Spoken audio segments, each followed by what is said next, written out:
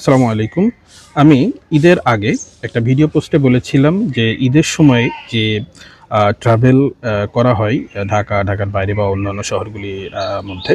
তো এখানে দেখা যাচ্ছে যে প্রচুর পরিমাণে রোড অ্যাক্সিডেন্টের সম্ভাবনা বেড়ে যায় এবং এই ঝুঁকিটা অন্যান্য সময়ের থেকে অনেকটা বেশি থাকে।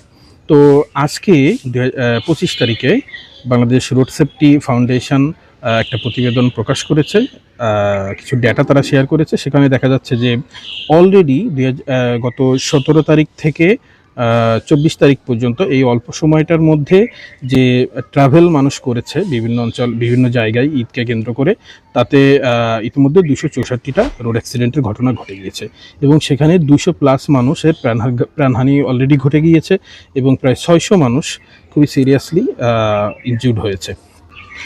শুধুমাত্র ঈদের দিনেই ১৪ জন মানুষ মারা গিয়েছে এবং ঈদের পর দিনে ২৮ জন মানুষ মারা গিয়েছে এবং দেখা যাচ্ছে যে এই সংখ্যাটা বা রোড অ্যাক্সিডেন্টের এই সংখ্যাটা শুধুমাত্র রিপোর্টেড কেসগুলি ক্ষেত্রে উল্লেখ্য। এছাড়া অনেক ঘটনা ঘটে গিয়েছে যেগুলো পত্রপত্রিকায় আসে নাই বা রিপোর্টেড হয় নাই, সেগুলি কিন্তু এই অ্যাকাউন্টে আসেনি। ফলে এই সংখ্যাটা আরও বেশি থাকবে, এটাই স্বাভাবিক।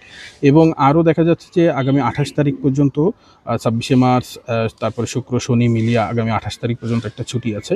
ফলে এই সময়েও মানুষ বিভিন্ন অঞ্চলে ট্রাভেল করবে, যেটা ঈদের ছুটির একটা বর্ধিত ছুটি হিসেবে মানুষ উপভোগ করছে। দেখা যাচ্ছে যে এই সময়েও আনফরচুনেটলি অনেক ঘটনা ঘটবে। তো সব যদি যোগ করা হয় তাহলে রোড অ্যাক্সিডেন্টের সংখ্যা খুবই অ্যালার্মিংলি হাই।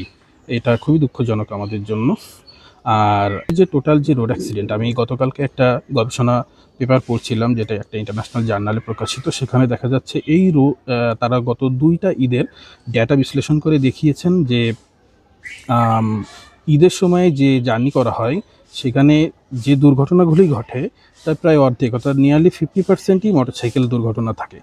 এবং এই মোটরসাইকেল দুর্ঘটনার ক্ষেত্রে খুবই ইন্টারেস্টিংলি আমার অবজারভেশন হচ্ছে যে যারা অনিয়মিত চালক, অর্থাৎ ওকেশনালি যারা চালায়, বিশেষ করে যদি একটু ভেঙে বলি, যে ছুটিতে মামা বাড়িতে বেড়াতে গিয়ে মামার মোটরসাইকেল নেওয়া হয়েছে, চাচার মোটরসাইকেল, তারপরে দুলাভাইয়ের মোটরসাইকেল, এরকম আত্মীয় স্বজনের মোটরসাইকেল নিয়ে বিভিন্ন ইয়াং কিশোররা তাদের বন্ধুদেরকে নিয়ে খুবই দ্রুত গতিতে বা যেহেতু তারা অভ্যস্ত না, তারা গাড়ি চালায় এবং অ্যাক্সিডেন্ট ঘটনাগুলি ঘটে।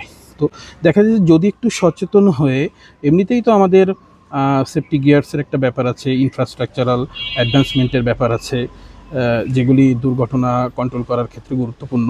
এছাড়াও আমরা যদি একটু সচেতন হয়ে নিজেদেরকে আটকে রাখি এই ধরনের কিশোরদের কাছে মোটরসাইকেল দেওয়া থেকে বিরত থাকতে পারি, বিশেষ করে এই ঈদ এবং ছুটির সময়, তাহলেও কিন্তু কিছু দুর্ঘটনা থেকে আমাদেরকে এবং আমাদের আত্মীয় স্বজনদেরকে রক্ষা করা সম্ভব।